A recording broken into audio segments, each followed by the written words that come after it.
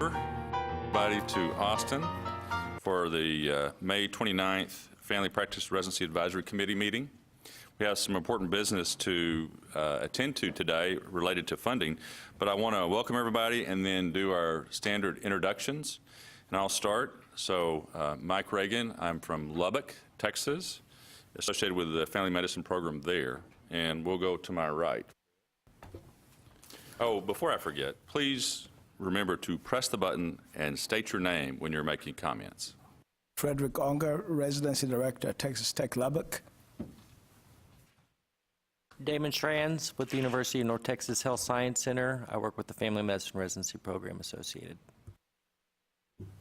Jim Donovan, Texas A&M College of Medicine and CMO St. David's System. Suzanne Pickens, Senior Program Director, Coordinating Board. Eric Warwick, Program Director, Baylor College of Medicine, Family Medicine. Dana Sprudy, Family Medicine Residency Director, UT Dell Medical School. Mark Nadeau, I'm the Residency Director at the University of Texas Health Science Center, San Antonio. Stacy? Assistant Commissioner here at the Higher Education Board in the Division of Academic Work Quality and Workforce. Roland Gertz, past chair of the committee and most recent has been. Reinhold Cornelius, I'm Assistant Director with Academic Quality and Workforce at the Coordinating Board. Cindy Fisher, Coordinating Board.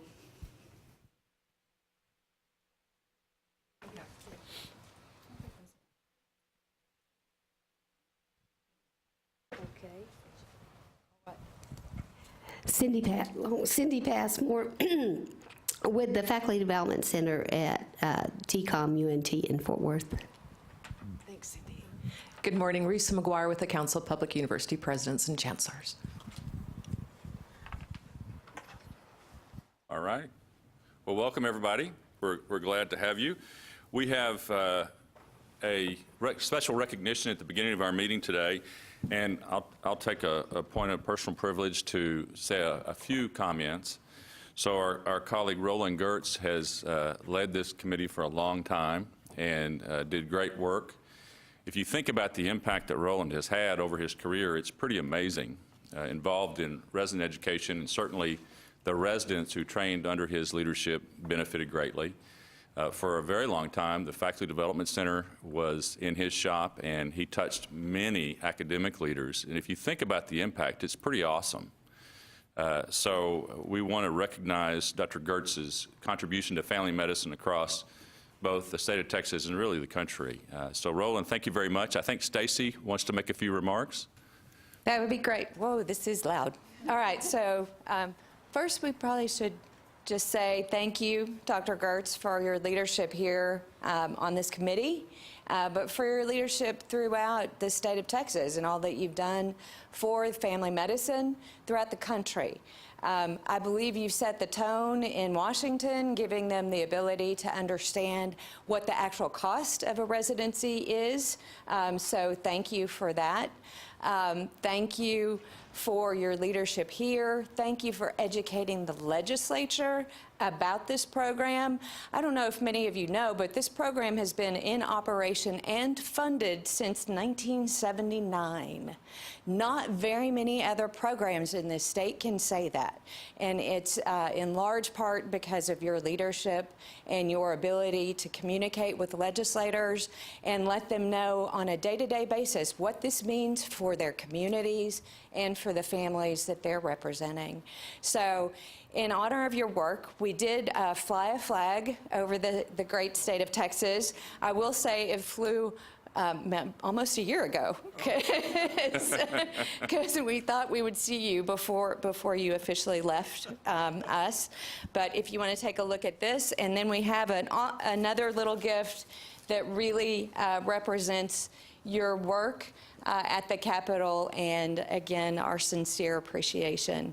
So you do have a certificate in here that says, I think it's this one, to Roland Gertz, MD, Chair, Texas Family Practice Residency Advisory Committee, by the Texas Higher Education Coordinating Board was flown at the Capitol of the sovereign state of Texas on April 9th, 2018, in appreciation of his service to the state of Texas. So with that, thank you very much, and I'll let you open your package, too. It's kind of heavy, so you could knock someone out with it.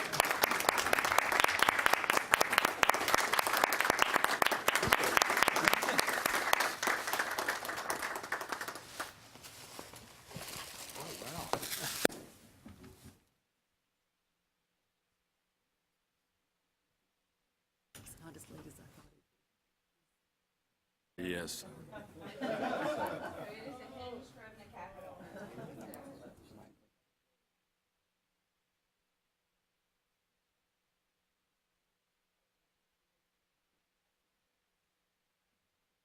Dr. Gertz, thank you very much for your service. We appreciate all you've done for the state and for family medicine.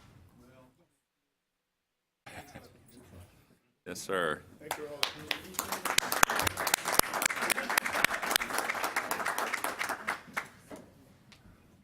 All right. Well, so Southwest has been unkind to me today, and so we're going to try and move as expeditiously as we can, because there's one flight to Lubbock today available, and it's early. So the first item we'll look at is the summary notes from the April 3rd, 2019 meeting.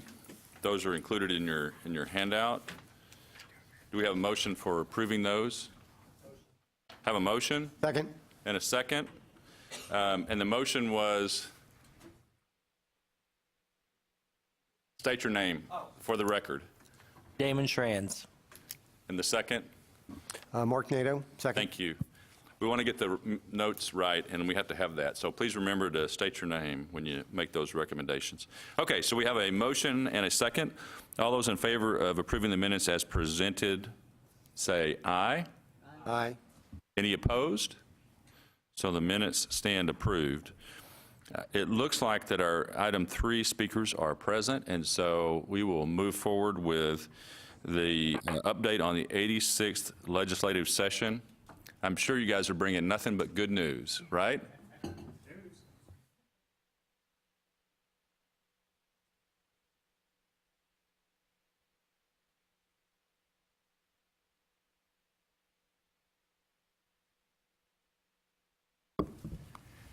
So I'm going to present in presentation some of the policy and funding outcomes of the session. For those of you I haven't met, my name is John Wyatt. I'm Director of External Relations here at the Coordinating Board. It was a relatively good session.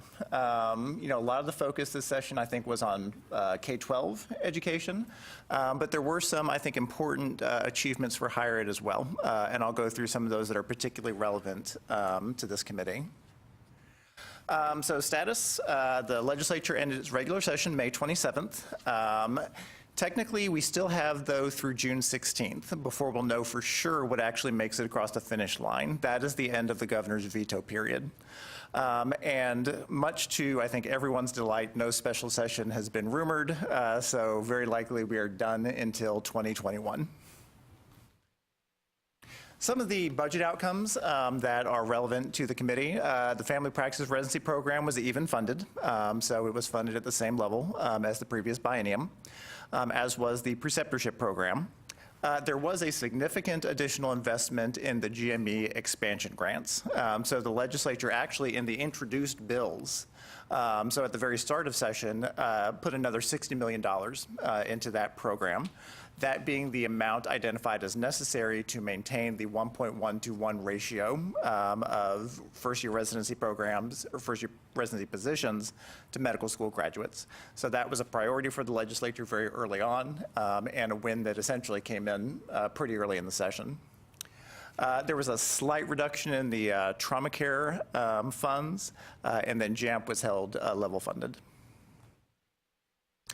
In terms of our loan repayments and other programs, there was a $4.9 million increase to the physician education LRP. Now, that increase is a contingency rider for HB 2261. That bill, which passed, increases the annual loan repayment maximum by $5,000 per year and the lifetime maximum to $180,000 a year. And that additional $4.9 million is the estimated additional amount that would be needed this biennium to fund that. So the legislature passed the legislation and then funded it so that we can make those higher repayment amounts. Nursing faculty and mental health were held steady. The nursing shortage reduction program had a very slight decrease in funding, but there were also some rider changes that I'll get to momentarily. And then a new item, the coordinating board was appropriated $99 million for the Texas Child Mental Health Care Consortium, and I will talk about that in just a moment. So there was a contingency rider in our bill for SB 11. Now that is the bill that authorizes the healthcare consortium. So the coordinating board has appropriated $49.5 million in each year of the biennium. And it requires that those funds be allocated among the different mental health initiatives that are identified in SB 11. It does not say how funds are to be allocated among those initiatives. That is a decision that will be made by the consortium, which is created in SB 11, and I'll talk about SB 11 in just a second.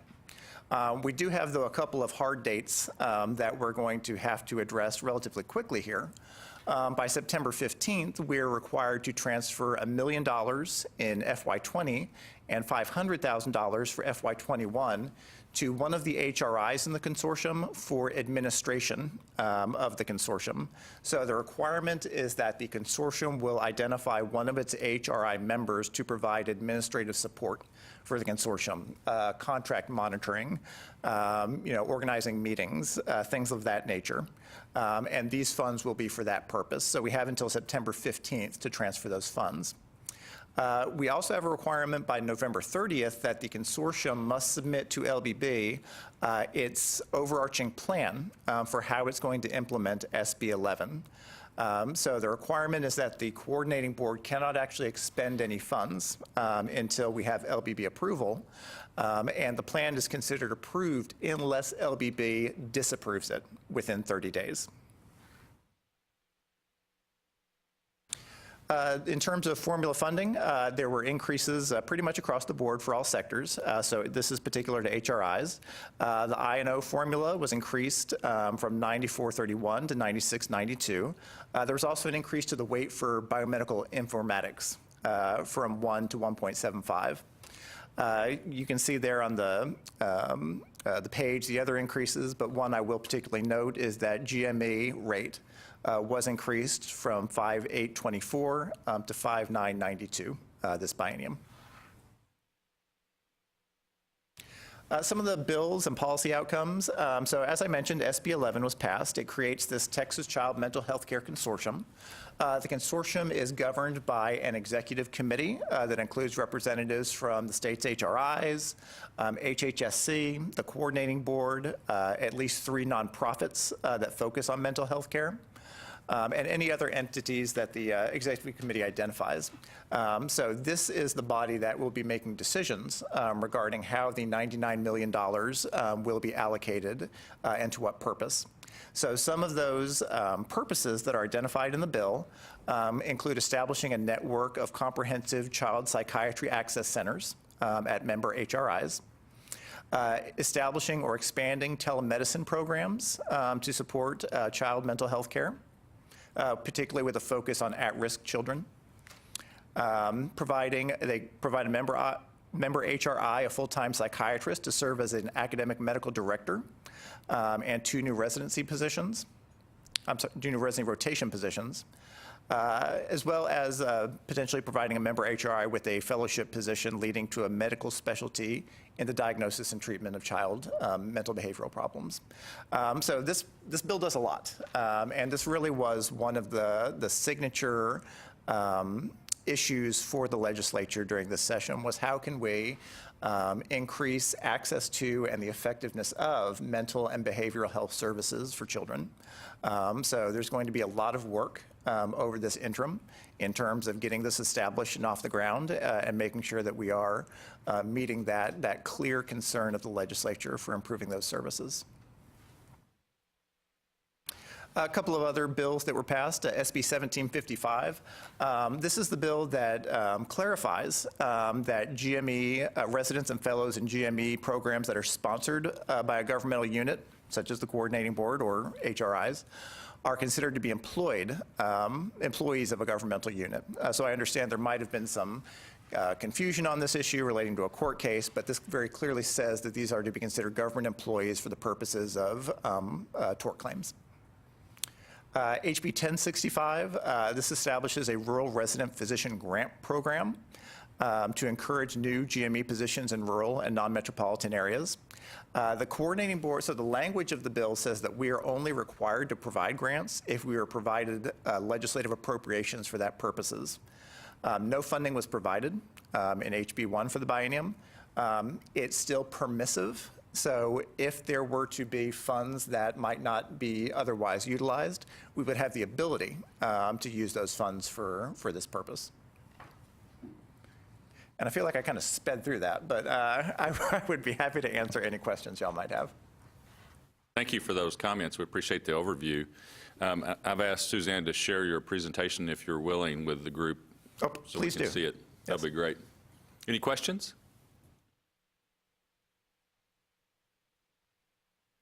Tom, do you have any comments? In the interest of time, I will be very brief. With regard to the rural rotation, my understanding from Senator Nelson's office, when they pulled the funding from the rider that was available for that program, the intent was to utilize the GME expansion grant funding that was available to help fund that program. So I want to make sure folks know that, you know, the enabling legislation passed.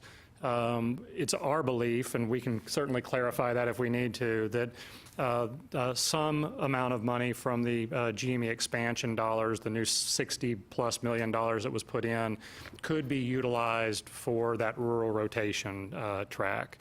The other thing I will mention is, and this is outside of the legislative scope, the Health and Human Services Commission received, I believe it was announced in April, $84 million in Medicaid GME funding for Texas's public hospitals.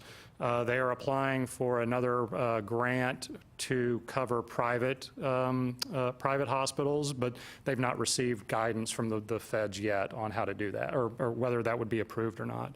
But in addition to what the legislature has approved for GME, which is substantial, HHSC has also identified a very large pot of money that could be utilized to help subsidize, support, and grow existing programs, at least at the public hospital level. So with that, I'm happy to take any questions.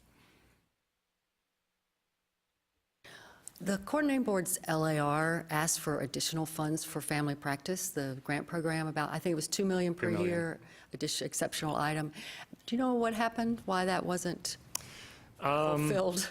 Sure. I think as I discussed when we met in March, or April, the legislature came in with 3 primary goals. 1 was public education, 2 is property tax cuts, and 3 was Hurricane Harvey.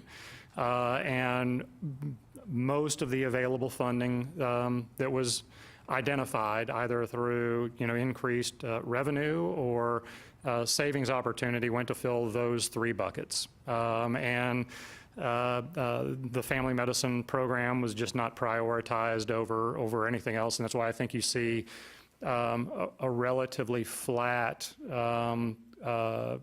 funding increase in most programs at the coordinating board. Certainly at Health and Human Services, there were just other legislative priorities. I don't think there was any ill intent or concern about how the program was operating. If there was, they would have cut the funding, but they decided to maintain it, and it'll be up to us to go back and make the case for increased funding, certainly given the fact that the legislature also approved the creation of the University of Houston Medical School, Sam Houston, as well as some of the other programs, residency programs that are going to be coming online. There's going to be need for additional funding outside of new and expanded positions. All right. Well, thank you both.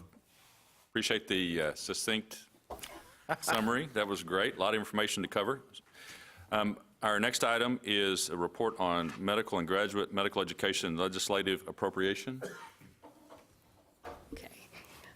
This is Suzanne Pickens, and I can be very, very fast on this one because John Wyatt just covered the appropriation for GME and medical education. So there is a handout in your packet, agenda item number 4, that you can take away as a reference, but it doesn't have anything beyond what John covered, and he actually covered a few more programs like the education loan repayment program and that sort of thing.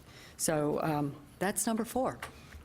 And unless there are any questions on appropriation coming up, I'd be happy to answer that question, or if it comes up when we're talking about the funding decisions in later items, we could certainly talk about this more.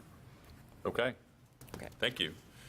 We're going to take items a little bit out of order next. My brain works on take care of current year and then move on to future years. And so we're going to look at item 6. This is consideration of the reallocation of the remaining FY19 funding. And this is a voting item. And I think Suzanne's going to tell us a little bit about that to set the stage. Yes. So first, I'd like to give you just an overview of what happened in this fiscal year that's about to end in August. So there were 27 family medicine programs that participated in the program in FY19. There were 749 residents funded at $6,438 each for each resident. The decrease from prior year, where we had 773 residents, was primarily due to 2 program closures in June of 18. So they were not in operation for fiscal year 19. That was Bay Area Medical Center and also the North Central Texas Wichita Falls program. And those closures also resulted in a decrease in the rural rotation numbers, the number of rural rotations funded. It was 37 for this current year, down from 42 last year. So in terms of awards and funding, in addition to the $5 million appropriation that was given to the Family Practice Residency Program, we also had some additional funds come in from unexpended balances for prior years. The biggest amount, the majority of the funding, came in from the Primary Care Innovation Program. This was a program that started up in 2014, but was not funded for years FY 18 and 19. So when the previous grant period for those awardees came to an end, any money that was unexpended for them was reallocated to family medicine.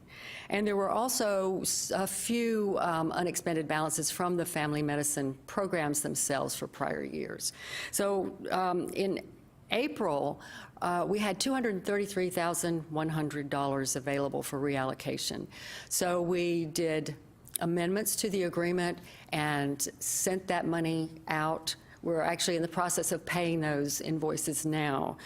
But what happened was, just a couple of weeks ago, a bit more money came in. So we are now left with a balance of $34,311. And it's too late. I mean, if we tried to, excuse me, reallocate that amount to the programs, it would be $311, I think, per resident. So, and it takes time to do another agreement amendment, to get it through internal approval, for that many, it's 24 contracts, so it takes a lot of time. So what staff would like to recommend is that we reallocate that money to the Faculty Development Center. That's one contract, we can deal with that, we can get that through quickly. So that's what staff thinks, but if the committee has other ideas, I mean, we're certainly at your whim. It really is a timing issue in terms of trying to execute all those contracts for that amount of money. So the staff recommends allocation to FDC. Do we have a motion from the?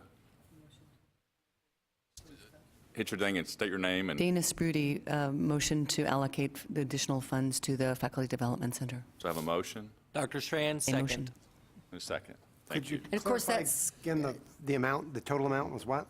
$34,311. Any other discussion about that? I guess I kind of did. So it needs to be spent by September? By August August 31st this year. So I was going to And say. so that it's- was the question I was it's going to been- pose. Are they going to be able to spend it in time? That was you be something able I to thought spend we'd it in time? ask Cindy. Okay, good. You Okay. got plans, that's good. Yeah, I mean, yeah. That's a good question, though, yeah. That's a great problem to have. Yes, yes. Okay, so I have a motion and a second. Any other discussion about that motion? Hearing none, I'll call for a vote. All those in favor of allocating the remaining $34,311 to the FDC, say aye. Aye. Aye. Opposed? So that motion is approved. Thank you very much. Unanimously. Yay, thank you. Cindy's buying lunch for everybody today, right?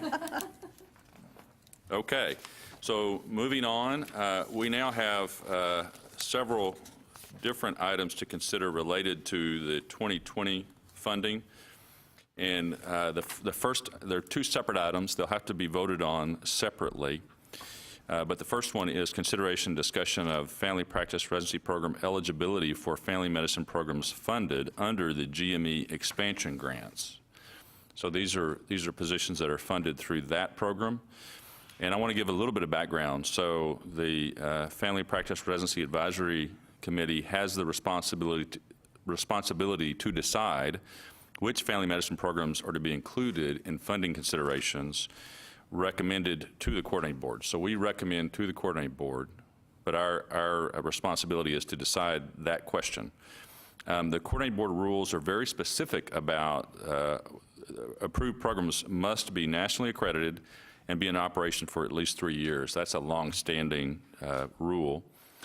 With the establishment of the GME expansion grant program, there are now additional issues to be considered. And so we have a number of different handouts that we want to look at. And do you want to talk about those handouts? Okay. So, so item 5, as Dr. Reagan said, is about deciding on are the GME expansion programs, the family medicine programs, going to be eligible going forward for family practice awards. And then the second agenda item is number 7, which is deciding on the actual funding formula for allocating the awards in 2020.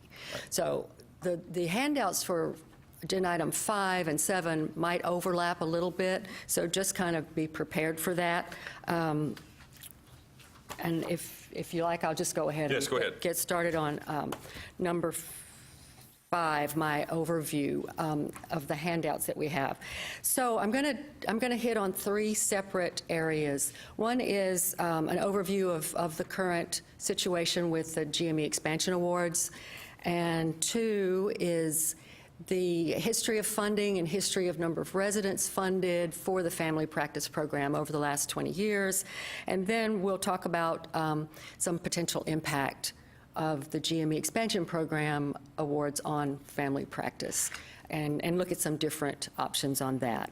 So for the overview of the GME expansion awards, I'm going to do this verbally because they are not final. The statute insists that we verify that all the awarded GME positions for every program actually have been filled. There's somebody legally obligated for that position before we give them the funding award. So we are in the process of doing that verification now, and we expect by June 30th we'll have everything verified, and what's not verified, awards will be reduced, and then we'll make payments by June 30th. That's our goal. So for the current 18-19 biennium, the awards totaled $97.7 million, and that went to 75 programs and funded 1,303 positions.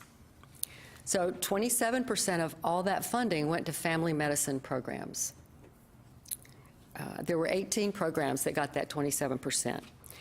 If we look at all primary care programs that were awarded with GME expansion, and that's the four programs, family medicine, internal medicine, OB, and pediatrics, that was 68%. Those 4 specialties combined got 68% of all the GME expansion awards.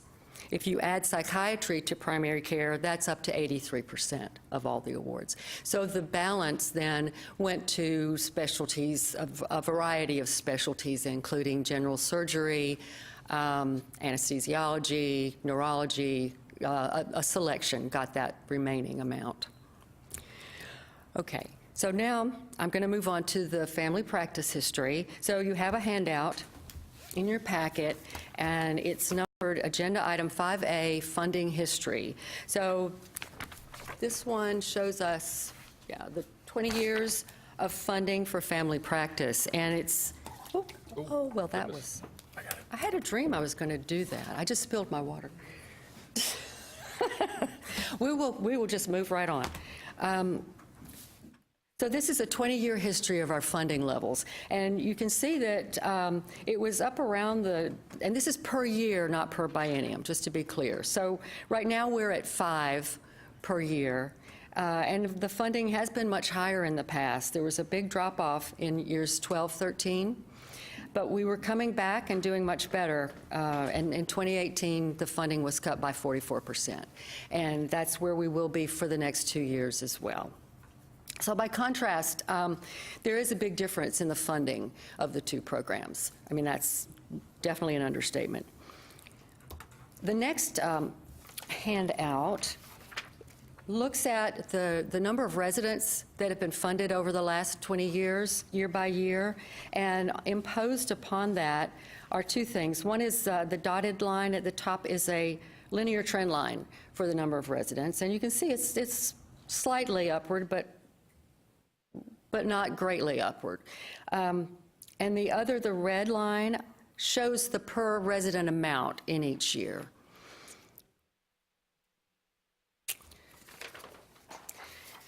You know, I think that that trend line, the red trend line, is probably well remembered by the program directors in the room, because it's tough to make a go at it when that amount drops.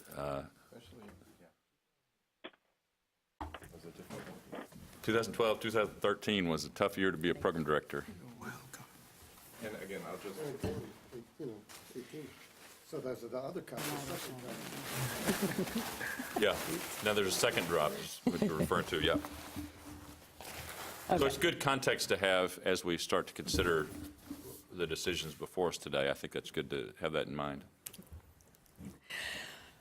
Okay, so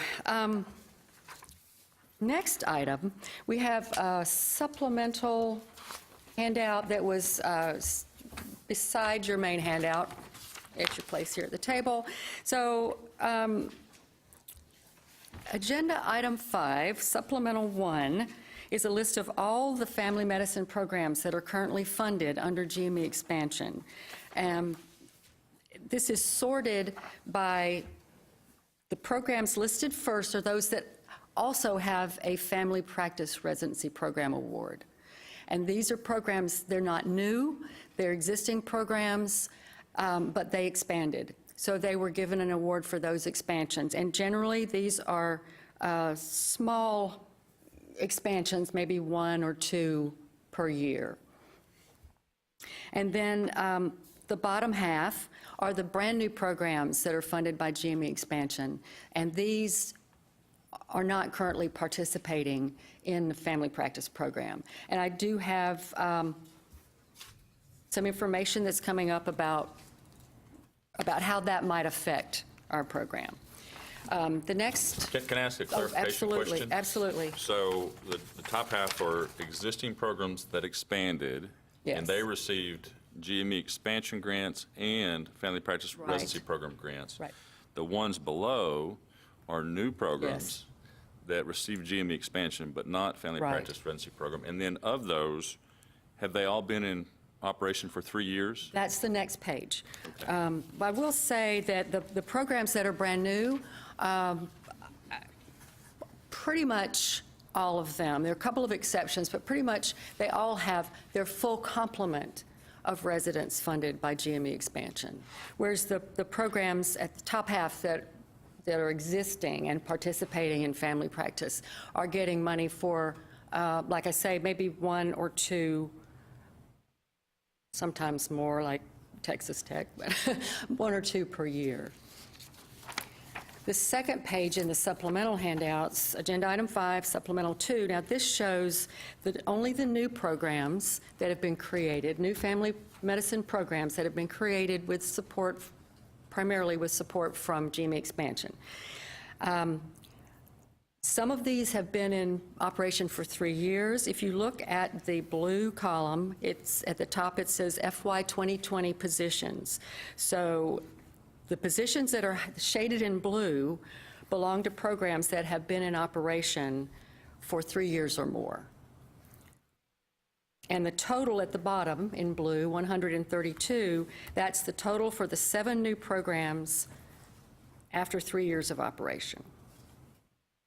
So that's the number that we would be looking at for 2020. It does go to 156 in 2021, but we're really looking at just this year for voting purposes, but just to give you an idea, it's... What's coming in the future, there are some ramifications it can go up as it rolls after out. that. Okay. So we can move on and look at some additional information. That's what I had for item 5, but we do have the scenario overview, which might also be interesting. It is actually 5C. I beg your pardon. Why don't you walk through that? Just Yeah. So I've got a couple of things here. Let's see. So Agenda Item 5C gives an overview of what happened in FY19, $5 million appropriation, 37 rural rotations, the rural rotation and faculty development support, number of programs, number of residents funded, and the per resident amount. So I'm using that horizontal model there for the next 2 sections down below, but they are projections for 2020. And we've added a third projection, which I'll get to in 1 second. So the assumption A is just we stay where we are in 2020, where we were in 2019. And that means that in 2019, we funded 27 programs and 749 residents, so the assumption would be that that's where we stay. No new programs coming in. Assumption B includes the participation of 7 new programs. And so it's the same information, which we can look at in detail in a second. And now we have a third, this last handout that was passed around just a little bit ago. It says, yes, item Agenda 5. This is FY 2020. It says Assumption A. It's kind of Assumption A2. This would be if the programs that are currently participating in both GME expansion and family practice were pulled out.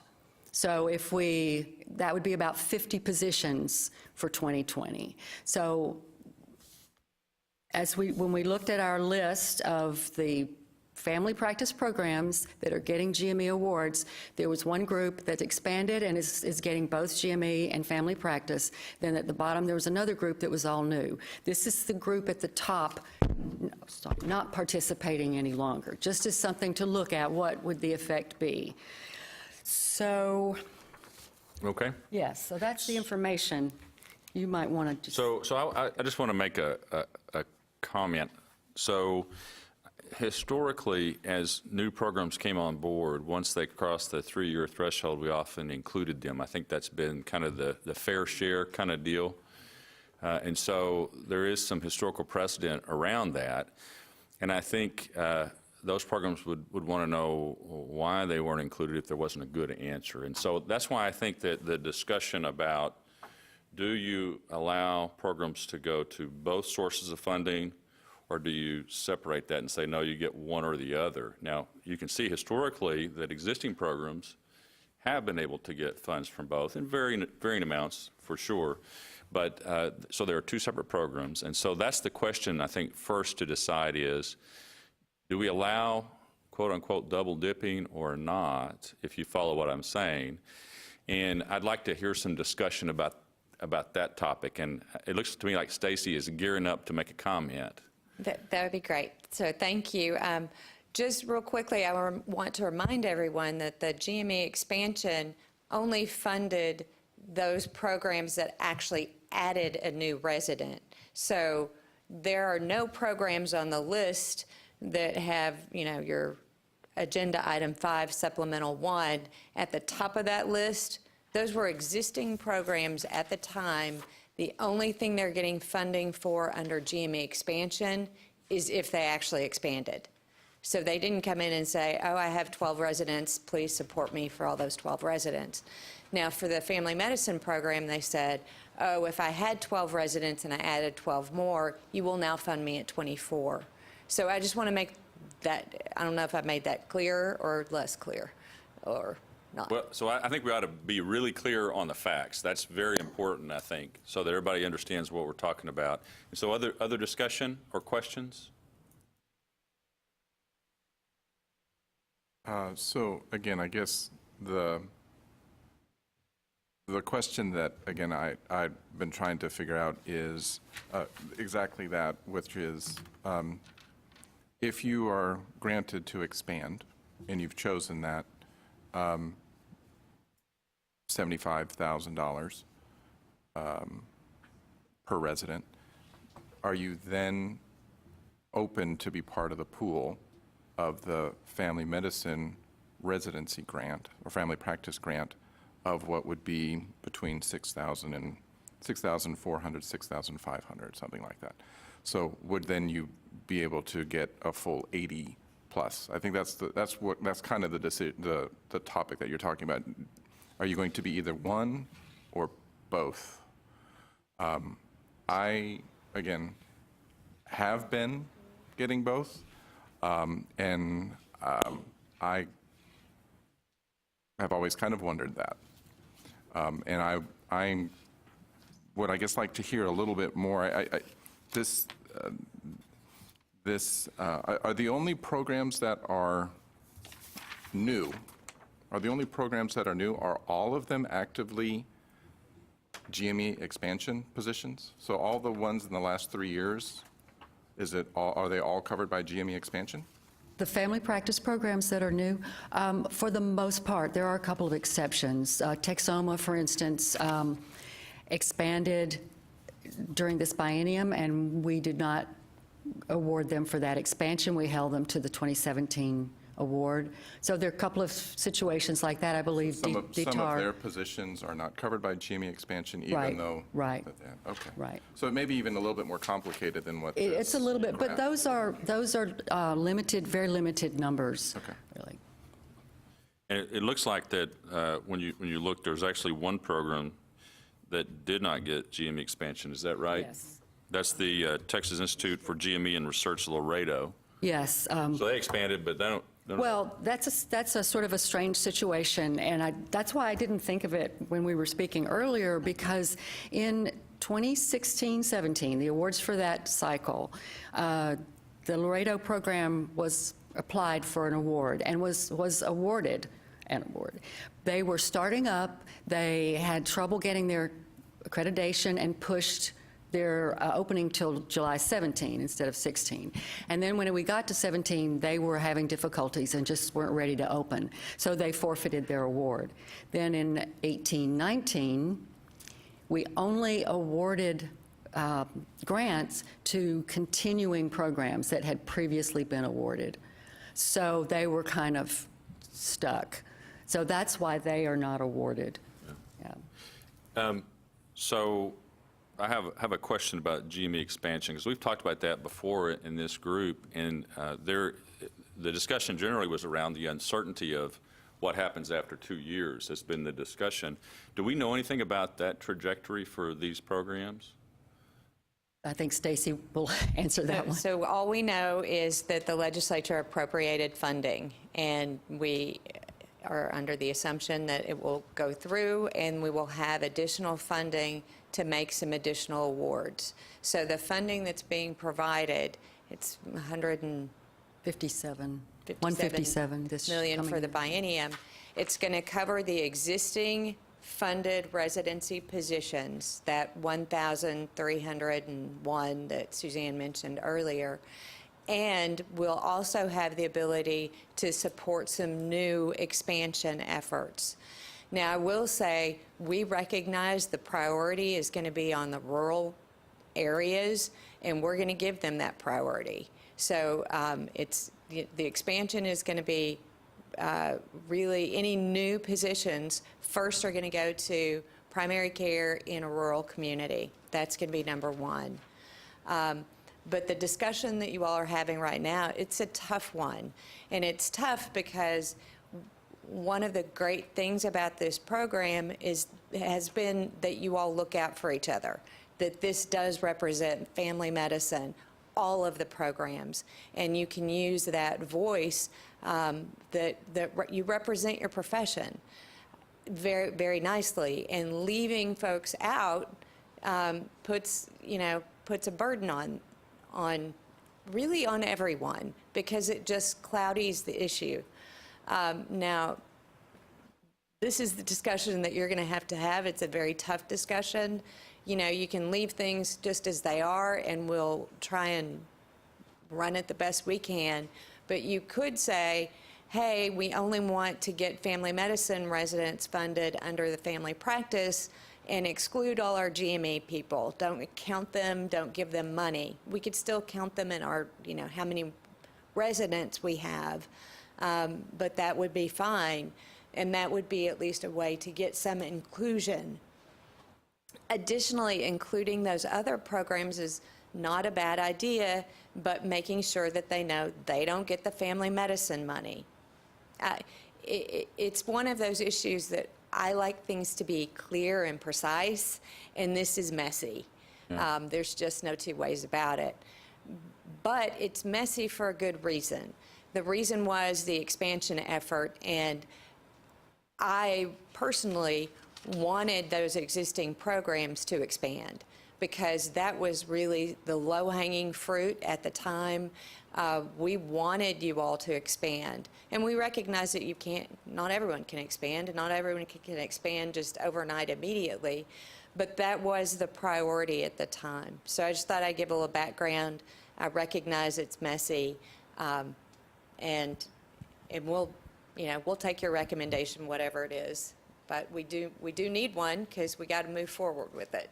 Well, so having said that, I think one thing I would point to is that the expansion programs did receive the funding from the coordinating board under the auspices of the Family Practice Residency Program, and so there's a precedent set that we would be essentially undoing if we go down that path, and so that's something to think about too. And I do think there is something to be said for the King Arthur approach of all for one kind of thing.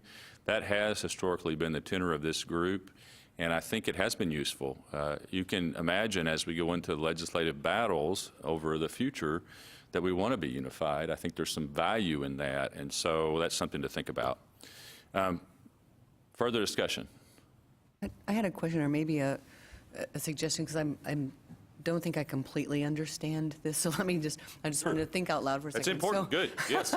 So it seems like, because I know we've had this conversation before about those that are new expansions and participating in both of the funding sources. So would this solve the problem, or could this be a potential solution to have those that are existing programs that have expanded for those that existing positions that they qualify for the family practice money, and then their expansion money for the however many new positions, they just get the GME expansion money until that expansion money is no longer available. And I don't know if it would be 2 years or with this other funding that will bridge people for the at least additional year of family medicine training. Would that be a reasonable solution so that existing programs that are expanding have money in the expansion grants, but they get funding from family practice for their existing programs, and then they get the expansion money for the new positions. And then when that money expires, then they're eligible for the family practice funding. That is certainly an option. And I'm not sure. it seems that way they get the expansion money, and then when they don't have the access to expansion money, then they participate in the family practice funds. Yeah, Jim Donovan, I just want to look at this a little bit different, and I think you make a good point. I also think that we have historically included programs that have been in business for 3 years or longer, and we would be changing that historic precedent if we said you have to participate in one pot or another with your expansion grants. I think the other thing is we need to look at the intent of the expansion grants. The intent was to add new programs. I think if you're going to do that, you absolutely have to dangle the carrot, and probably you don't want to have a penalty associated with that. You don't want programs weighing that question of, what am I going to give up if I do this in the process? What you're talking about, Dana, is sort of a compromise position, and it could work that way. I think if I were going to advocate for something, I would advocate inclusion of those programs that have been in business for 3 years or longer, whether or not they participated in the expansion grants in the family practice money. Well, actually, that was that would be like anybody that's already expanded and they don't have the GME expansion funds anymore. They would participate if they were in business 3 years more, because then they've got a full complement of residents that they need to have funding for, and those programs would participate in the family practice funds. Right. So I didn't mean to exclude them. I'm just saying that if someone's got new like for existing positions, if they've got expansion money for their new positions, it would seem to be double dipping if they were getting family practice funds and expansion funds for the however many 1 to 12 positions, however many they're expanding, and then for new positions that have gone through their eligibility money for their expansion, that they would, they're now old programs, really, and in a way, they're established programs because they've got 3-year complement, and they would be part of the pool of general family practice funds as part of the general population of residency positions in Texas. To me, that's what it seemed like. So I think that one of the things you're saying, if I were to state it slightly, is treat the existing programs and the new programs the same relative to the GME expansion grant. Is that true? Well, once a new program is through their GME expansion money, then they're not really a new program anymore in my mind. They're now an established program. They're now in existence, and they should be considered in the pool of. One of the problems is there's maybe some doubt in everybody's mind about what's going to be awarded, what's not, out into the future, and I think that is an issue. What I heard Stacy say was that the existing new slots were going to be funded. Is that what I heard you say? From the GME expansion, you expect that to continue another 2 years? Yes, at least I think we can fund, 25 or 50 something. So something, yeah, in the general arena, Yeah. general area. Does that cover all the expanded positions? Yes, so first and foremost, everybody who's expanded already gets funded. The next is to try and cover the growth of the medical schools. So we have 2 medical schools that are going to start churning out another 105 students, and our goal is to fund that as well. So with an expansion of 100 new positions, basically. But you have to count those over 2 years. So maybe it's actually more like 300 positions, and I haven't looked at the numbers today, so I can't say off the top of my head. I think it was enough to fund 400 additional positions, but not all those would be first year. There would, over the 2-year period. So that would, in fact, cover all the anticipated graduates. That was our goal. That was our stretch goal, thinking of that. And then the legislature was even more generous, and we could go up to 10% over that as well. So yes, there's going to be some expansion money for brand new positions. That could be at your institutions or at any of the other residency programs in Texas that admit first-year residents. So it would be both, so existing programs and new programs would both be eligible for, are we talking about GME money specifically? Or Yes. Yes. Okay. That's the In addition to GME the money. medical, the student positions that are. But for the sake of this discussion, it sounds like the programs that previously expanded will continue to get funding. Is that Yes. right? That's correct. That's very Yes. important, I think, in terms of understanding what we're talking about in the question before us. And then the balance, after we pay those who have been previously awarded so that we can maintain support for them, then whatever is left will go to new applicants who have never applied or been awarded before.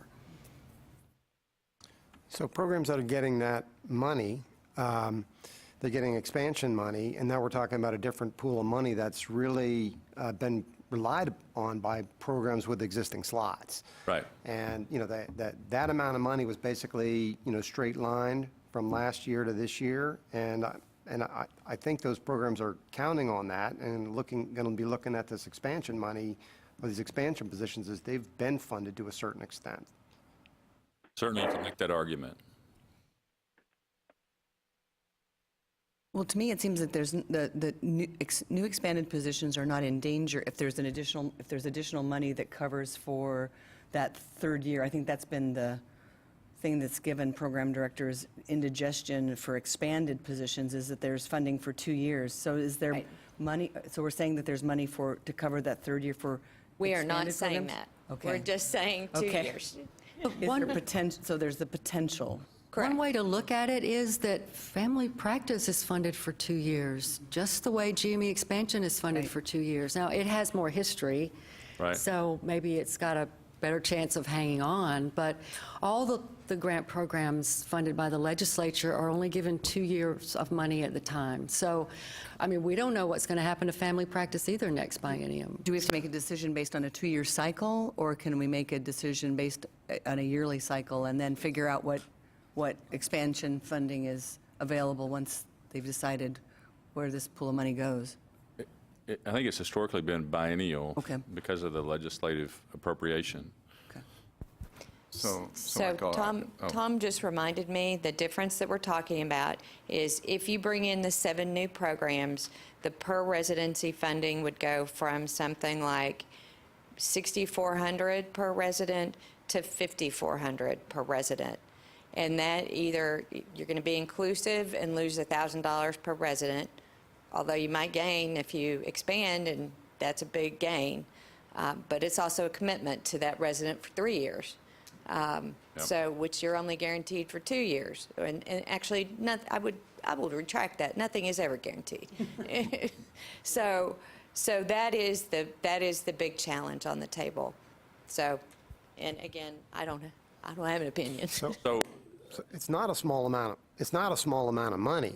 I mean, it's $1,000 per resident, but the sizable program, that's $30,000 or $40,000. Yeah, yeah.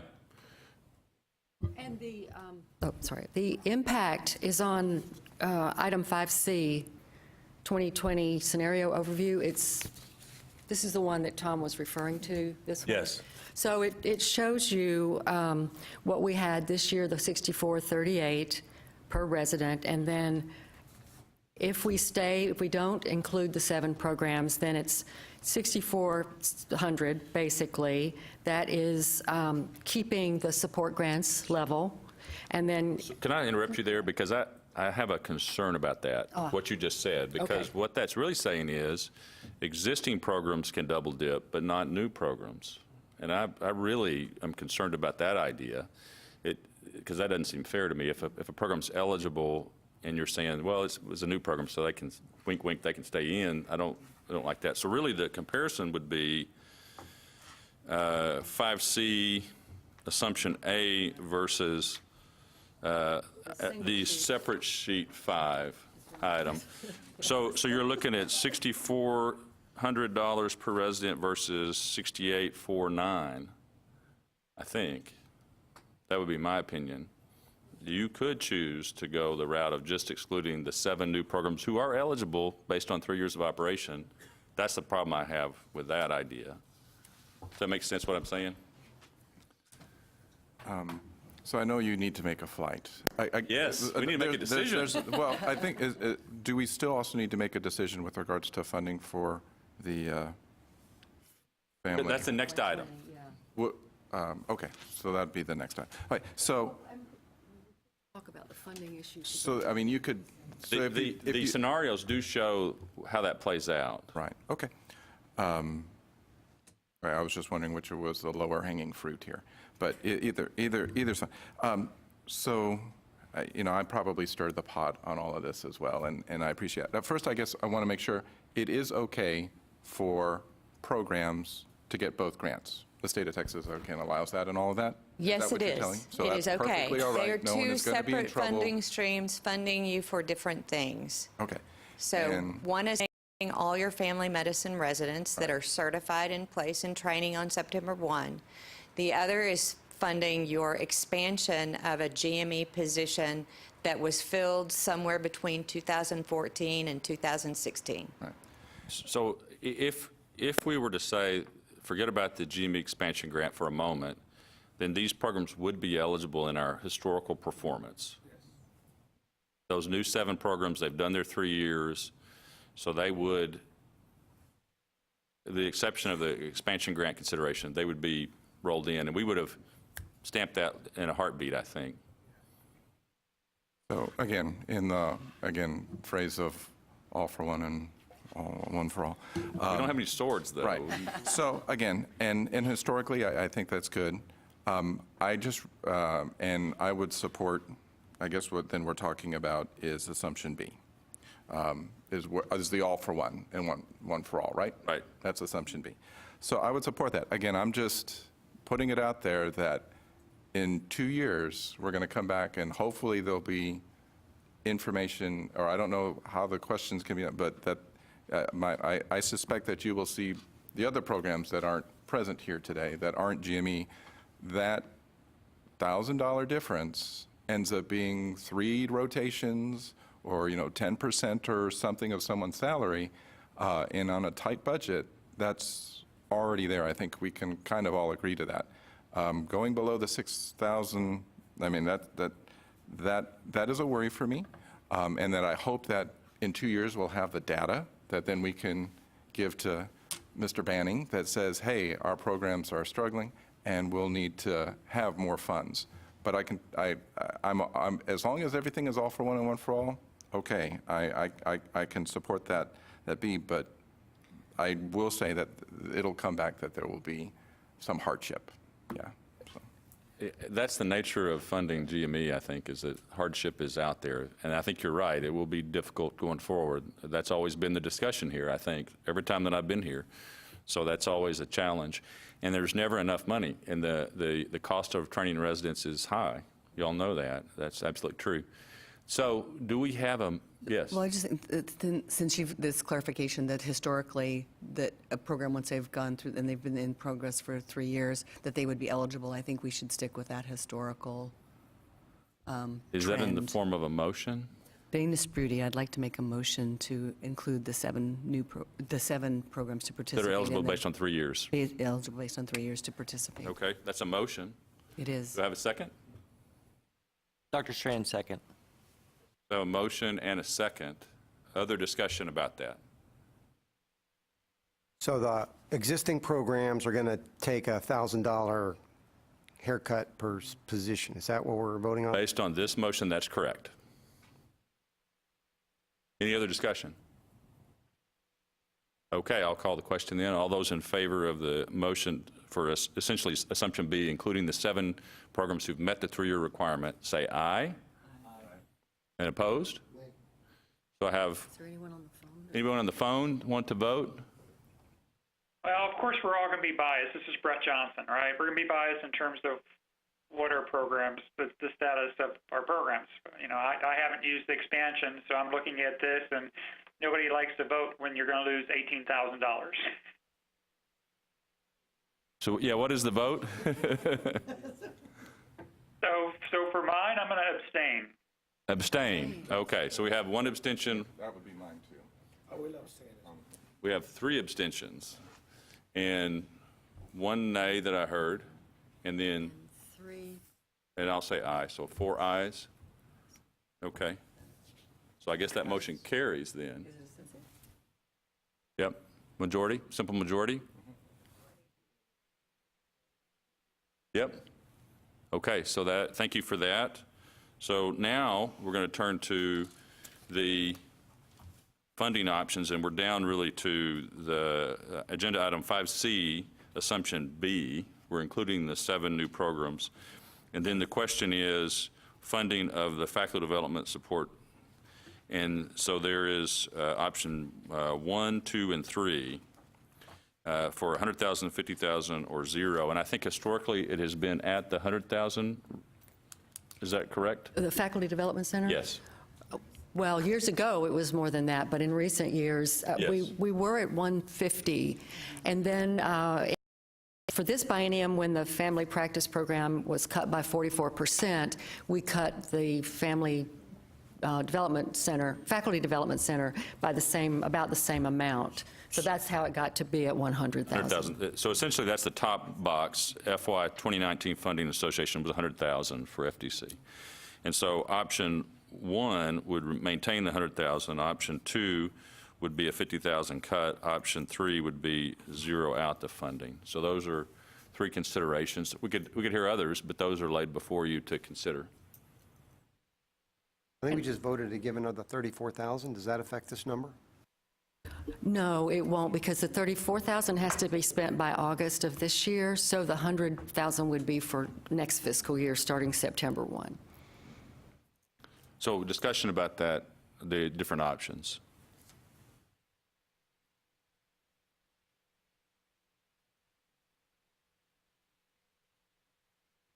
This is Dr. Strands. I would support the $100,000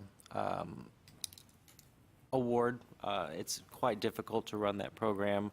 And I know Cindy Passmore would be very appreciative. And I know it does good work for the family medicine programs here in the state of Texas. Yeah, this is Eric Warwick, I second. So that's a motion then? I'll make that a motion, Dr. Okay, Strands. and then a second? Dr. Warwick? Okay. Any other discussion about that? We're saying option 1B, $100,000 support to the Faculty Development Center, which results in a per resident amount of $5,442. Any other discussion? I'll call the question then. All those in favor of option 1B, say aye. Aye. Opposed? So that's unanimous. Thank you. So now we are through the tough stuff. Good job. Got to find my place in my agenda now. I believe we're down to updates. Is that right? Yes. The next item, agenda item 8, is an update on the statewide preceptorship program. And Melinda Valdez is the person who manages that grant program, and she has had a family emergency this morning here. But you do have a fairly thorough report in your handouts. So if anybody has a question, I'm sure that Dr. Silverman can answer it. If not, you can take that away, and you can always contact me later if you look at it and come up with a question, and I can send you Melinda's contact information. Okay. Now we're down to item 9, discussion of future agenda items. And there's something that Stacy wants to say once we do that. Okay. And so we are looking at 2020 dates, and we've historically met around the TFP spring session, so that would fall, I think, on April 1st. Yes. That is April Fool's Day, you know, right? April 1st from either 2 to 4 or 3 to 5 before the TFP meeting. Any preferences there? It might conflict with the Family Medicine Program Director Workshop, because I think it did this year, and it's going to this next year. So, but I don't think there's anything that can be done about that. Just so that people are aware that it does conflict with the workshop. Okay.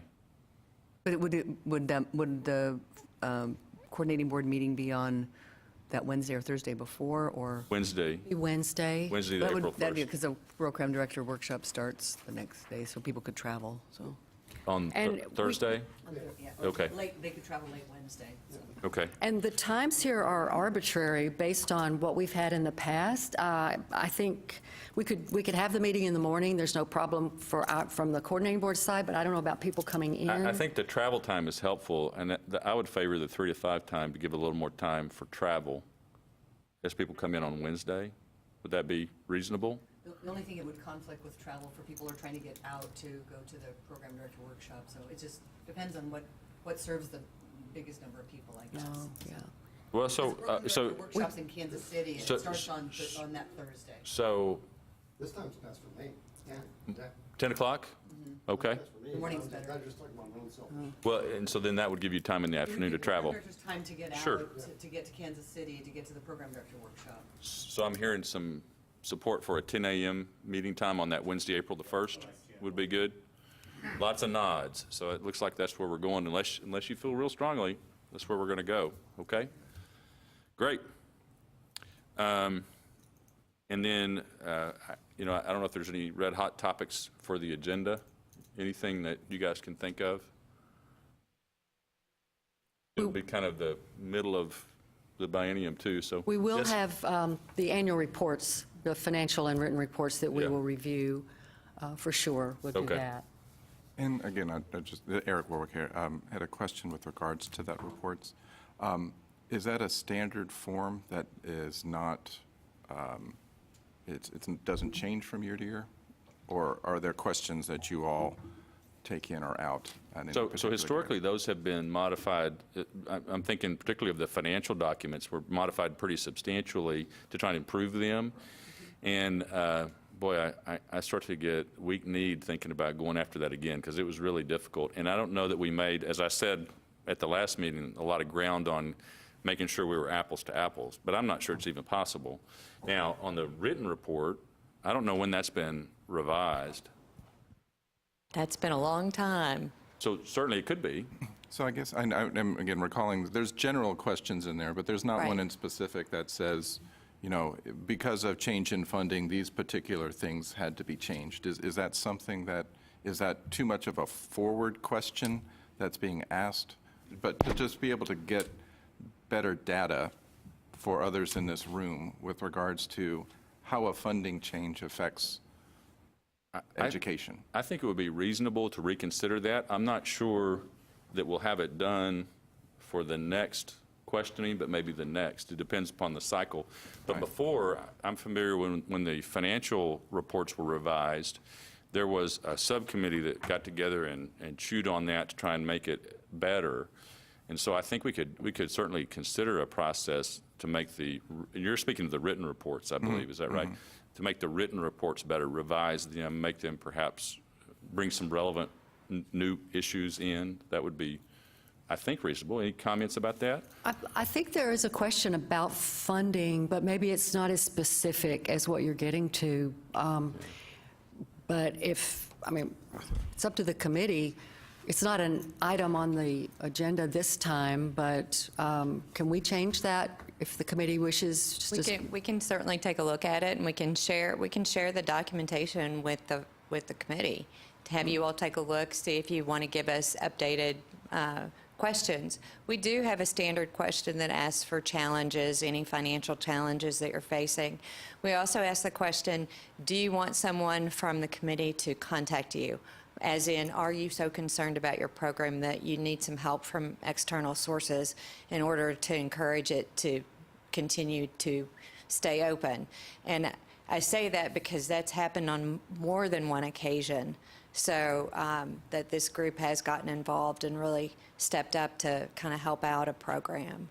So as a process, perhaps we could first send out a copy of the questionnaire for the written report for feedback from the group. And we'll see if there are ideas. If you have ideas, please suggest them that we can consider to include in the report. It's funny, that question, I had 2 people this last time respond, yes, they wanted contact. When I contacted them, I think they checked the wrong box. It was an error. So they weren't There could be gravely that, concerned too. about their program. So, there may be some confusion. that happens every year. I will say that once we get your feedback, we do have an internal committee here at the coordinating board that looks at every survey that goes out, and their help is wonderful. So once you all provide feedback, we can give it to that committee. It'll go there, and we'll get their feedback. I like that as an option versus forming an ad hoc group to tackle it. So I think that's good. So we'll send it out. Please submit your feedback, and we'll take that under advisement. And also, I've got one more suggestion that was just suggested to me about the committee might want to have HHSC come in and talk about that $84 million that they're getting for GME expansion and kind of what they're doing about that. For a future meeting, that's future great. meetings. Perfect. Additionally, I'm sure you all will want to know what's going on with Senate Bill 11, which is the new consortium. And there is a piece that may involve any federally qualified health center that you all deal with, and primary care is a piece of that bill as well. So I want you all to know about that and have it on your radar. So, and expanding telehealth, telemedicine, which, yay. There we go. Can I just make a comment? Sure.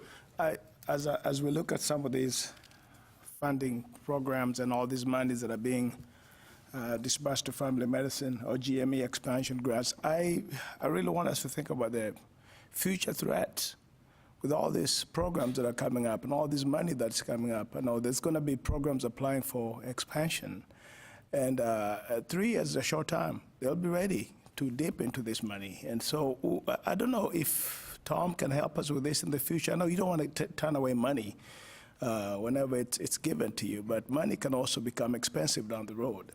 And I think we have actually experienced a threat to programs in the future because of these monies that were used to expand, for these 7 programs to expand. And so I think it's okay, it's great to look at the opportunities for family medicine to grow, but the growth can potentially cost us a lot down the road and cost programs or dilute programs down the road. So where do we discuss that, and how can we look at that in the future? And who should be the person to discuss controlling expansion when expansion becomes a threat, not an opportunity? Eric Warwick, I guess in another, I guess to go on that. In the applications for expansion, I'm trying to remember back when I did it, is there not wording in it that says this is expansion and it's somewhere your institutions are supposed to support that expansion in the future? Am I right in that wording? Well, again, I'm just wondering whether or not in the actual wording of an application when a person is expanding, when the program is expanding, in that wording, is there anything that says, hey, if the purpose of the grant is to expand, this is giving you money and time to expand and to work with your partners in order to secure funding for these expansion slots later on, right? Am I right about that wording, or am I wrong on that? Are you asking if, I'm not, I want to be sure I understand your question. So I'm just going to Are you asking if there's a limit on the GME funded, that it says we'll fund these, and then you have to take over yourself? I'm not sure what you're asking. Right, I guess I'm just trying to figure out in the wording of the GME expansion application, that part, and maybe I'm wrong, part of that is saying, hey, we're giving you this money to expand, but somewhere in the background that's not a guarantee, and that you should be working with your institutional partners to secure permanent funding, or is that not part of that grant process? Not that explicit, no. We do say that programs are expected, or our applicants Again, are expected to I think that's what participate. Fred is kind of referring to. If something were to happen and that third year PGY3 doesn't have funding, are we setting up programs For failure. for failure? In essence, you know, they're taking on a, where's the risk going to lie? Is the state of, I mean, I don't know if the state of Texas will still be there. Hopefully it will be. But I can see what you're saying, that, you know, if the funding goes away, what is the backup plan that these programs have in place to continue their expansion if they, I mean, is there a plan? So I don't know if that is a question that is being asked of these programs. What in the event if the grant funding goes away, what is your backup plan to continue? I know that some of these programs probably have historical CMS funding from their hospitals. Some of them are new hospitals, so they'll be able to apply for that. But I think it would be helpful to ask that question, I think is what Fred is saying, helpful to ask that question to see, have the programs thought for the next step when this funding, if it ever does go away. You know, it's not just going away. If it remains the same and we keep expanding, that is also a problem. And I can tell you the institutions in West Texas, if you tell them to shell out some money, they're going to turn around and run. They're going to tell you either decrease your programs or find other ways to be able to fund your programs. And so I just want to table that out there and see what you guys think in the future. The issue You know, about, if we, well, the sorry. issue about sustainability, I mean, that's the issue that every program faces on an ongoing basis. I mean, that's the question I'm asking myself, you know, where's the funding 3 years coming from? So I don't think that that's unique to new programs. I mean, they should have some future plan for that. Yeah, it might be worth discussing at the next meeting is some open discussion about sustainability. That might be something we could add, because I think it is a valid point, and it's not new, as you said. It's something that we struggle with over time. Oh, I think that should be the strategy too, sort of at the legislature as well too, that we're expanding programs and we don't want to endanger programs that are already here. But it's all kind of precarious based on legislative, you know, whatever the decision is made in that 2-year cycle, because we've seen bad decisions made with funding cuts of 75% before. So there's no guarantee that this money is ever going to be here for forever with the ledge, and we've seen some even, you know, worse things going. So I think if we can, our strategy, I think, really should be, these are programs we're expanding medical schools, we're trying to get GME into rural communities and, you know, your family doctor, and we can't do that if we don't have stable funding, and that's the strategy that we should take, is to have stable funding, but there's no guarantee with any of it. So I think, you know, that's, sustainability questions are always a concern, but it's, a lot of this is based on what's happening at the legislature every 2 years, so. All right. Stacy, you have something else to speak about? There's just one last thing I want to say, that I want to say thank you to a very special person who's sitting up there. Suzanne Pickens has decided to leave us, sadly, though I begged her not to. No one told me. That's not allowed. That's what I said. So I just want to thank her publicly for her service and for her commitment to GME expansion and to the family medicine programs. She has been an outstanding member of our staff and truly a leader in this state. So thank you so much, Suzanne.